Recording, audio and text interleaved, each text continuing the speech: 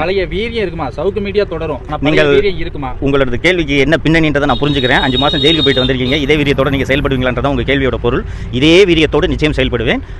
தமிழக மக்களுக்கு உண்மைகளை எடுத்து கூறுவதில் ஒரு நாளும் சவுக்கு மீடியா தயங்காது. இதெல்லாம் தொடங்குறதுக்கு கொஞ்சம் அவகாசம் ஆகும். அதுக்கு பிறகு உங்களை விரிவாக சந்திச்சு நிறைய பேசுகிறேன். ஒரு 2-3 மாத காலமாகும். நான் சொன்னது மாதிரி வங்கி கணக்குகள் முடக்கப்பட்டுள்ளன, ஆஃபீஸ்லேருந்து கேமராக்கள் பறிமுதல் செய்யப்பட்டுள்ளன, கம்ப்யூட்டர் பறிமுதல் செய்யப்பட்டுள்ளன. 25 பேர் பணியாற்றி கொண்டிருந்த இடத்தில் அவர்கள் வேலை இழந்து நிற்கிறார்கள். அவர்களுக்கு வேறு எந்த இடத்துல வேலை இல்லை. ஒரு 2-3 மாத காலமாகும். அதற்கு பிறகு நிச்சயமாக சவுக்கு மீடியா தொடரும் என்பதில் அதுதான் என்னோட வேலை. 15 வருஷமாக தான் செஞ்சுட்டு இருக்கேன். தொடர்ந்து அதை செய்வேன்.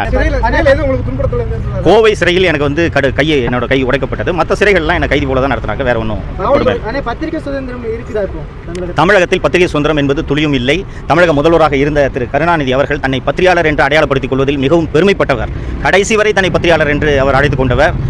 சிறு வயதிலேயே சிறுவனாக இருந்த பொழுதே கையெழுத்து பத்திரிகை நடத்தியவர். தலையில் சுமந்து கொண்டு முரசொலியை விற்றவர்.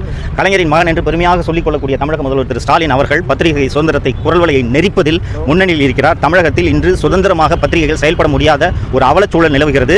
இதை மாற்றுவதற்கான நாள் வெகு விரைவில் வரும். தமிழக மக்கள் தமிழகத்தை பிடித்துள்ள இந்த திராவிட மாடல் ஆட்சி என்ற சாபக்கேடு எப்போது முடியும் என்று காத்துக் கொண்டிருக்கிறார்கள். அதற்கான நாள் விரைவில் வரும். நன்றி.